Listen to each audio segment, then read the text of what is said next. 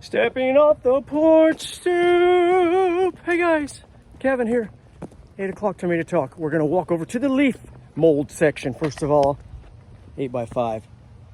A little case study with the start small, think big. This is our start small part, thinking big, cramming about 75, 80 or more veggies in there.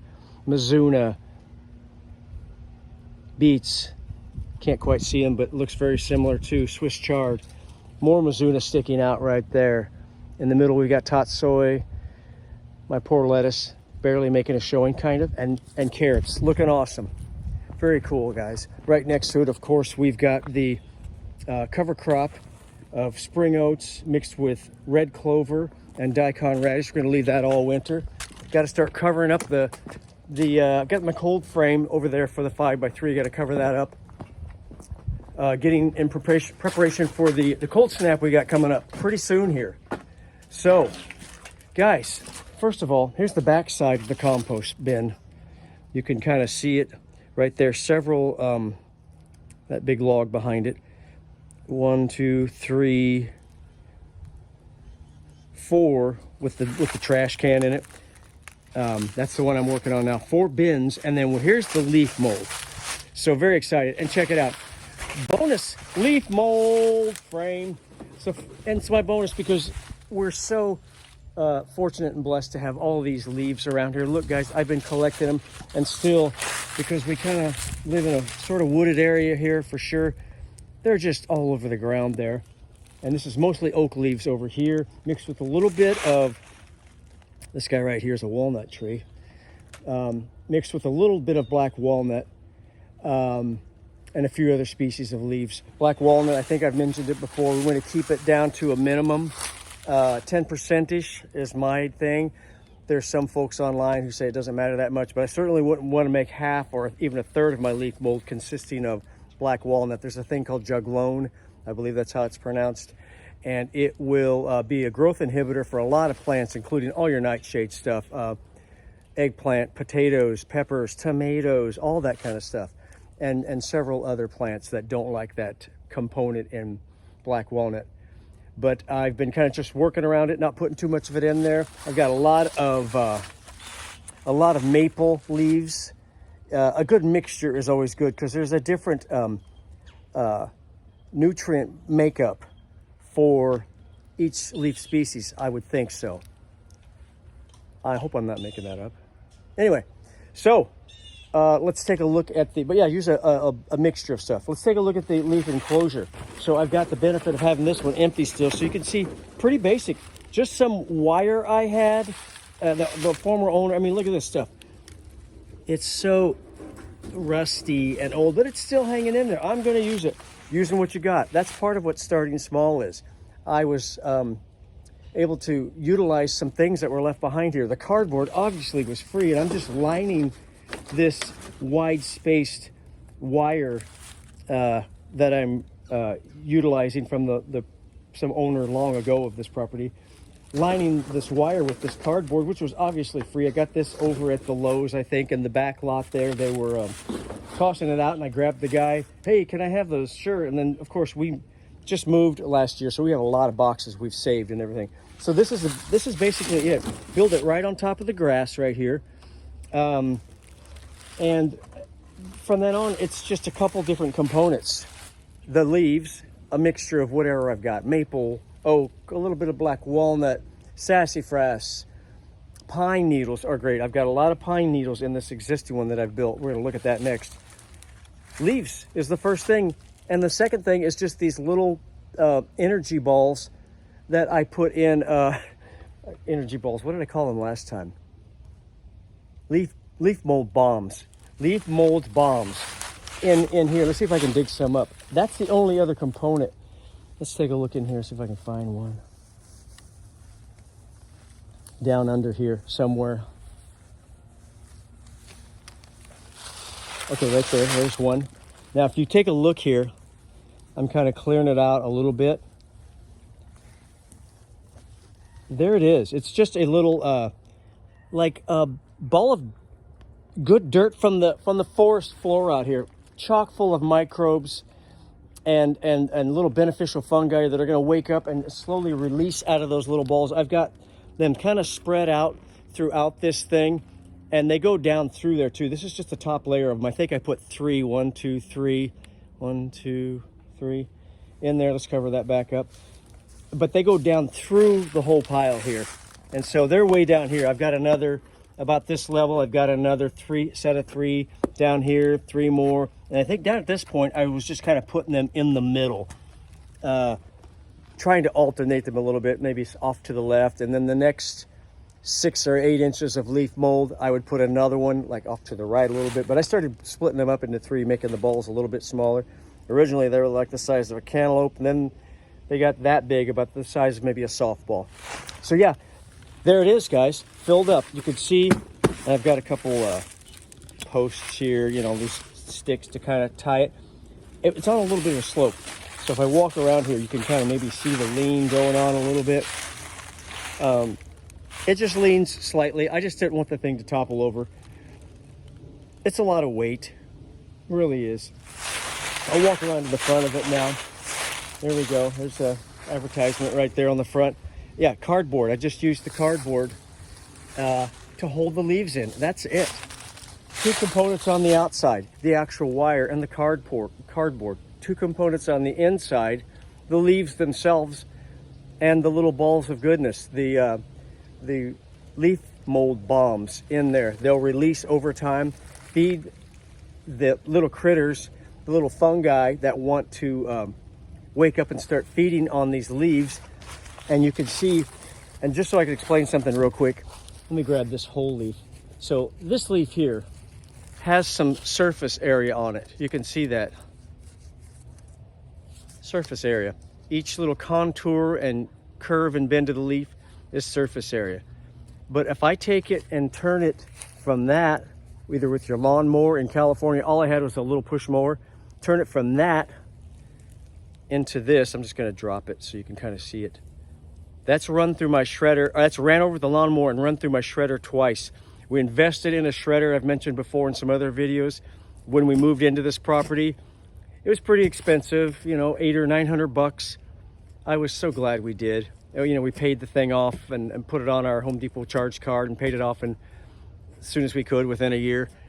And it's just awesome to have. It turns them from that full size. Once you run them over, it might get kind of looking like that. Okay, so that's mower status right there. And then 2 times through the shredder, you could see them coming out of my hands. Size of a dime, maybe the size of a quarter at the most, or a nickel. You get the idea. They're small.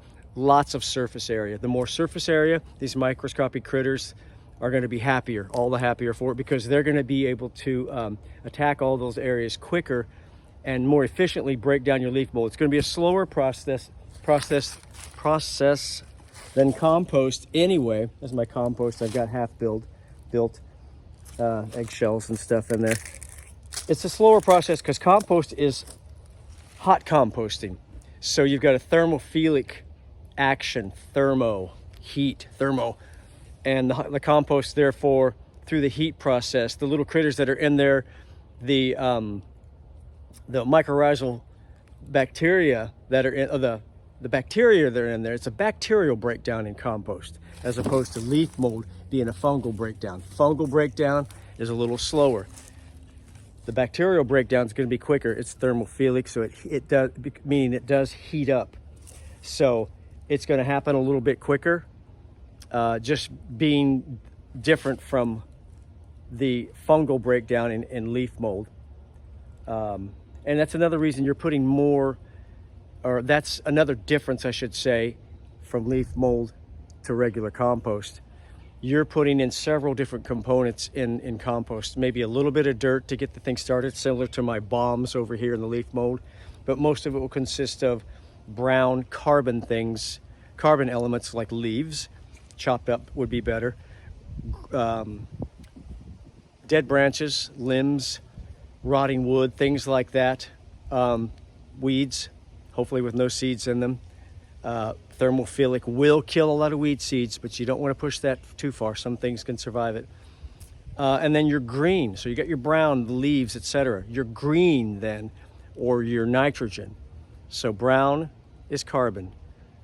Green is also your nitrogen side. And your nitrogen consists of grass clippings, waste from your kitchen would be great.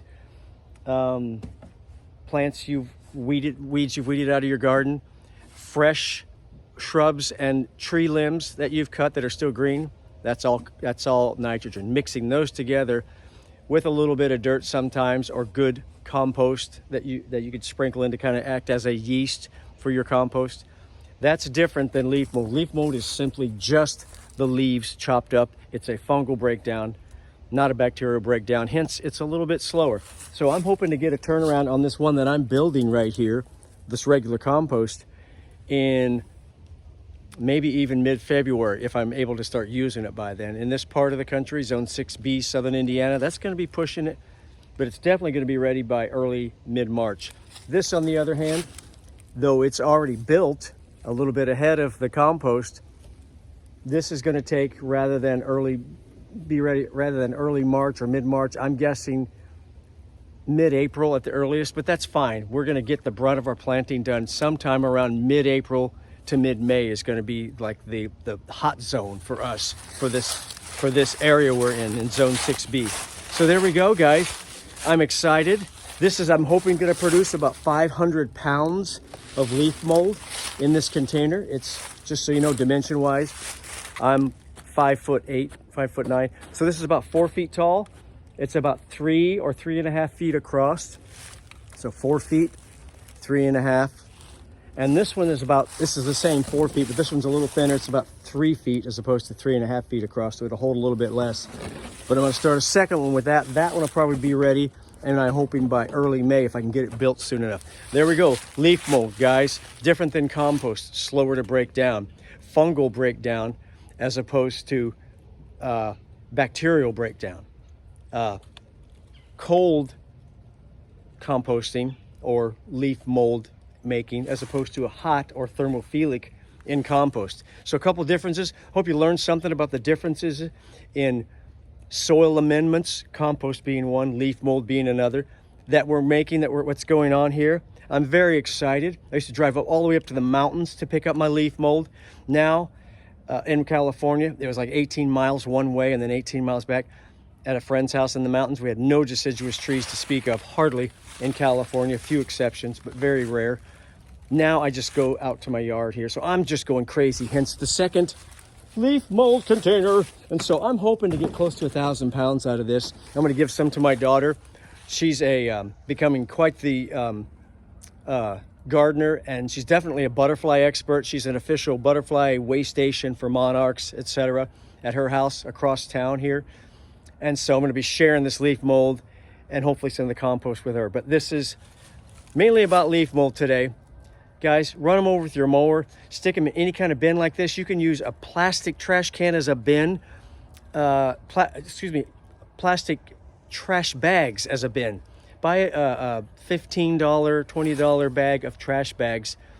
Fill the leaves in there after you've run them over a couple times with your mower. Shove them in there, wet them really good, sprinkle a little bit of dirt from the best part of your garden or your compost in there to kind of get it started. 2 or 3 handfuls in each trash bag. Stick them out back. Like I say, run them over at least once, preferably 2 or 3 times. Get them as small as you can, those pieces. Make a lot of surface area for those fungal critters to really go at it. Stick them behind your garage or whatever, and they'll probably be ready within 6 months to a year. I don't know, it depends on how small the pieces are. But you got to keep them wet. The moisture level here is actually pretty good. That's right, I forgot about moisture. You got to have moisture in regular compost and leaf mold. So you can see that's pretty moist. That's just getting started. It's kind of clinging together, so not too bad. But yeah, you got to have moisture. If those bags dry out that you use, it ain't going to work. You got to keep them wet. So cool, guys. Leaf mold, I'm excited about it. Sorry for the long video, but I'm so excited that I get to turn resources, thinking small again. Yeah, it's a bigger property than I've ever had, but I'm thinking small in that I'm not spending a dime on my soil amendment, except for those broken bags I bought at the home improvement stores this last spring to just start our garden because we had no compost at all. So starting small in one way can mean getting resources for free, either from a friend, get your leaves. I know a guy, I Am Organic Gardening, gets his delivered to him. Somehow he set up a sweet deal with them, but you can just go to a park and say, hey, can I be your temporary groundskeeper, and just grab your rake and any kind of container you got. And I've done it before when I was in Southern California, and they'll usually let you just rake them up if you don't have access to them. Drive along the curb and look for trash bags. A lot of times people don't care if you just take them. It's not really stealing. You're taking their trash away for them. Just don't grab like people's lawn chairs. Oops, that got in my truck too. I don't know how that happened. Things like that that look nice. But yeah, leaves in brown bags. They sometimes are coming in these specialty brown bags that are made for leaves. Grab those too. Throw them in your vehicle. Stuff them in your trunk if you don't have a truck. Bring them home.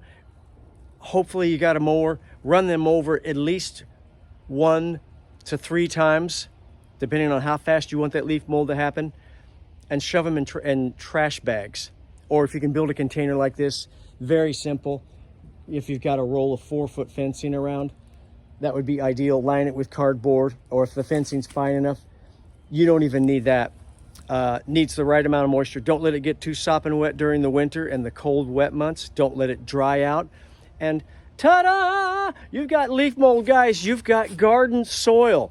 So this is what we're doing. I'm doing this on a grand scale compared to what I used to do, even though I did have a big garden in California. This is much bigger compost bin wise than I've ever had before by far. And then get the 2 leaf mold bins at the end. But the thing is, I'm still thinking with the same mindset. In California, I would just grab up anything for free that I could, even if I had to travel, like I said, up the mountains to get them, or to a park and get them. I'm doing the same thing here. Try to use what you have, or use what other people don't need. You know, someday in the future, I'm hoping leaf mold material will be a difficult commodity to come by, because more people will be gardening. That's the whole point of this channel, and so many other good channels that I frequent and subscribe to myself. So let's get everybody gardening. Guys, it's accessible. Start small. Use free stuff. Think big. Think, I'm going to grow my own food next spring. That's where we're at. Can't do too much growing from this point on unless you're doing it under a cold frame. Plastic, you know, under like a hoop-shaped thing with PVC pipe, or better yet in the greenhouse, until spring. And then it's off to the races, guys. But your soil food will be ready. This stuff is awesome to plant into, to mulch with, and everything else.